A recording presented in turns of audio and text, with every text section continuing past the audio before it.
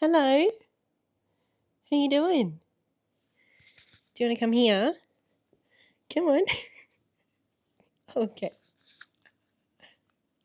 Aren't you a sweetie? Good morning, friends. We are starting a reading vlog. That's right. I know it's been a while, and as a children's bookseller, I'm just tired of not having read the new releases, or at least some of them. And of course, in the lead up to Christmas, that is the busiest time of year for lots of retail, but especially when it comes to books, and children's books in particular. We sell so many books in the lead up to Christmas, and I want to be prepared. Also, I just got a new camera, which I'm very excited about. So I thought this could be a good opportunity for us to play around together, and I'm thrilled. Like, I know this mic is a little obnoxious, but it means that I don't have to yell to project my voice for it to pick it up properly. I can literally just sit here and whisper and you can still hear me. Isn't that delightful? Anyway, yesterday after my shift at work, I picked out a bunch of proofs for new release books that I haven't read yet, but that I'm interested in. I'm not promising I'll be able to read all of these this week, but we have plenty of options, I suppose is what I'll say. The one book on this list that is not a proof, but is literally like a copy from work that I've borrowed is Midwatch. This is the new book,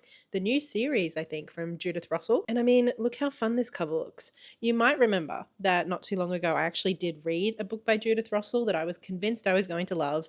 Turns out I didn't like it at all. But I mean, look at this cover. It looked so cute, and we got a lot of copies in. So I don't know. I just thought it would be fun to give it a go. And then quickly, the rest of these are proofs. I got Chronicles of a Lizard Nobody, which is a new middle grade by Patrick Ness. Don't think I've read anything by Patrick Ness, so maybe this will be my first. Kate DiCamillo has a new book out. This is The Hotel Balzar. Again, an author I've never read from, probably should have by now. Then this is a book I don't think is out yet. It's Fern School for Wayward Fae. Obviously, the cover of this book when it comes out is going to be different, but it's by Piper CJ. Then a book that has just come out and looks very cute. It's Edwina Wyatt's new book, Junkyard Fairies. I have read a little bit from Edwina Wyatt before. I read Magnolia Moon. It's very cute.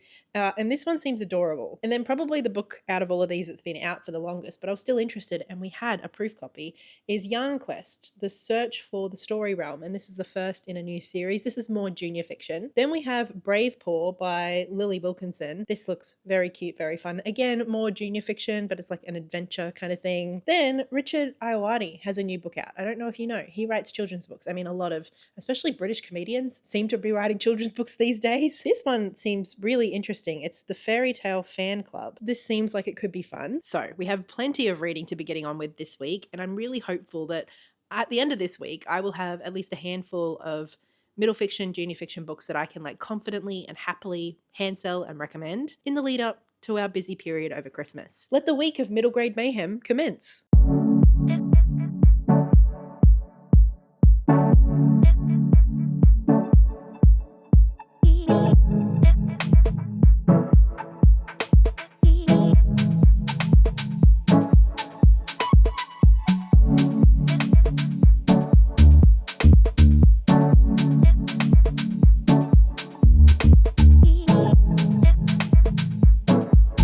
Realizing that there's a bunch of balconies overlooking me, and if anybody comes out, they'll be like, why is that woman talking to herself? Anyway, the book, it's kind of like a vaguely historical fiction sort of thing. Basically, we are introduced to a main character named Maggie, who has been living in an orphanage run by nuns, and essentially she's just not a good enough girl. She's not good enough at sewing, she's too boisterous, she has too many opinions, and the nuns are sick of her shit. So they decide to drop her off at the school Midwatch, which has a reputation for essentially breaking little girls who refuse to be broken. And we find that Midwatch is actually a school for unwanted girls that is run by this kind of James Bond kind of figure. Her name is Mrs. Manderley. And basically this school full of unwanted girls, Mrs. Manderley and her other teachers teach these kids useful things for girls to know. And the more useful skills they learn, eventually they get chosen to help Mrs. Manderley solve crimes. I can see plenty of, especially the girls who are told that they're too loud or too boisterous, or they need to calm down, or they need to be more ladylike. I can see those kind of girls enjoying this book. So I suppose overall I would say that I'm pleasantly surprised that I liked this a lot more than I liked the previous Judith Russell that I read, but I couldn't describe it as a new favourite. I wasn't blown away. The Judith Russell stands, I feel like they're behind me, ready to come after me. But I reckon that's enough of this atrocious angle. Let's continue our walk.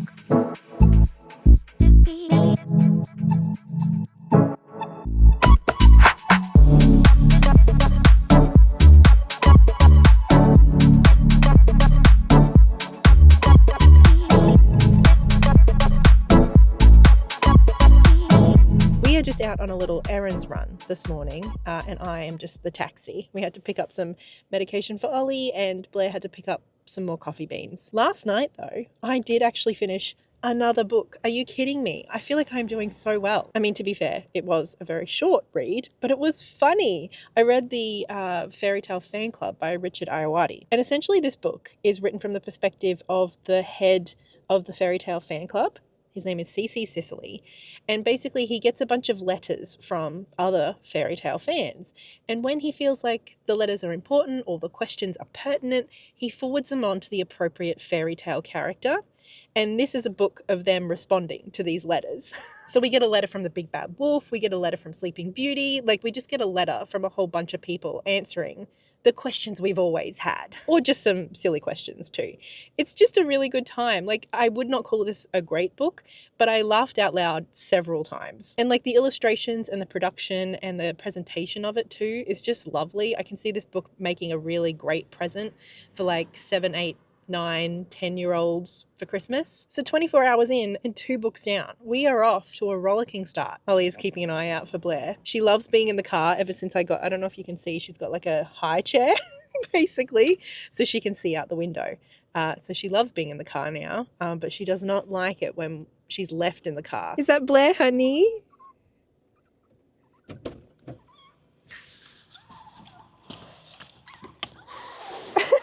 Are you excited about your coffee? Yep.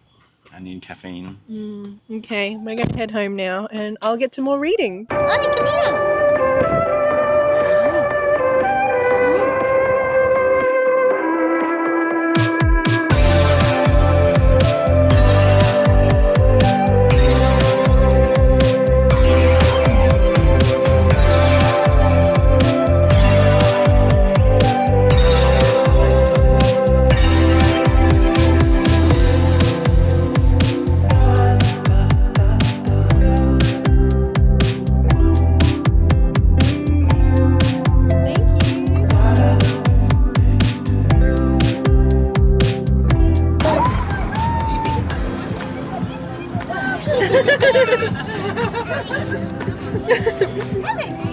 Her name's Ollie. Ollie. Hi. She normally loves people, but she's too interested in food. Sorry.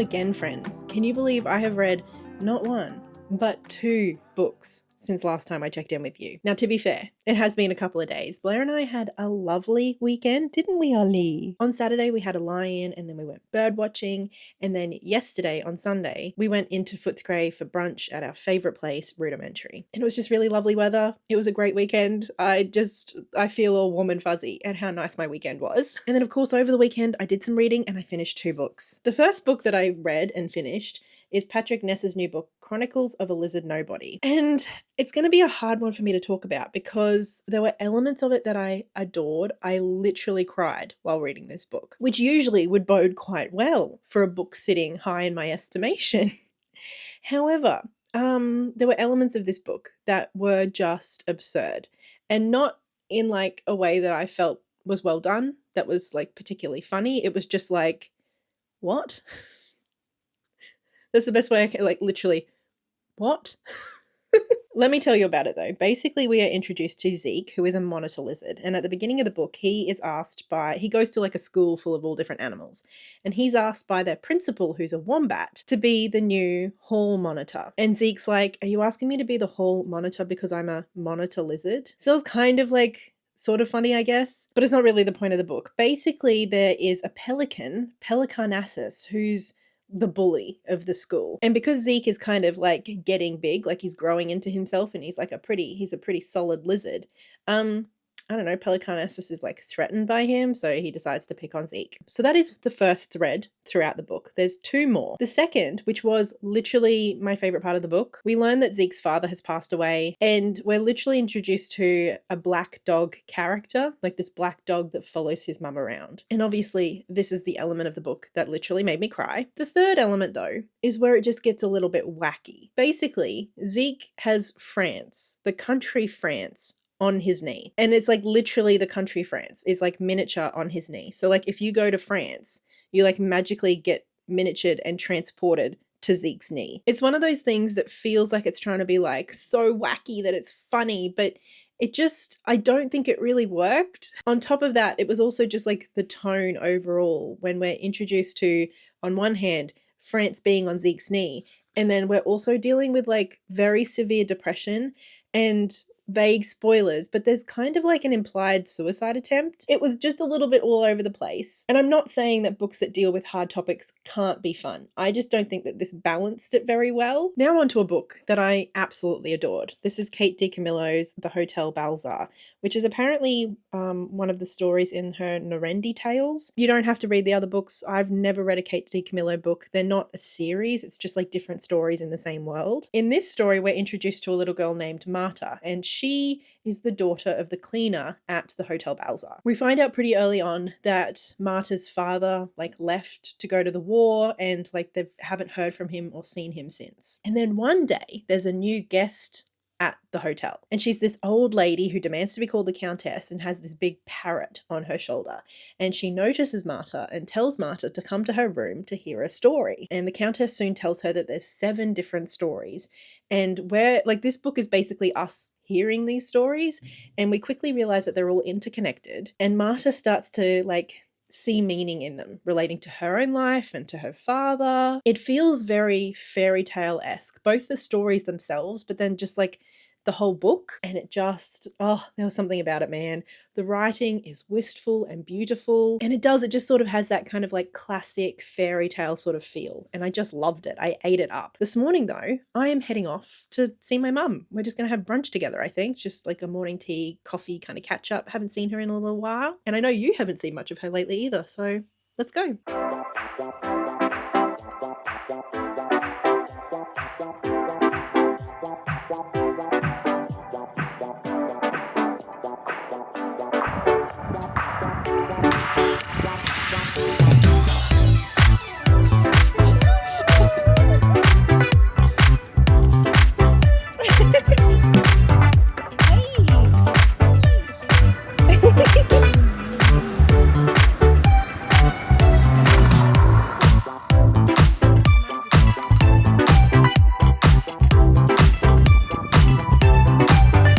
Hello friends, can you believe it's been a whole week? I worked on Tuesday and Wednesday, so I didn't really have time to do much reading or much vlogging.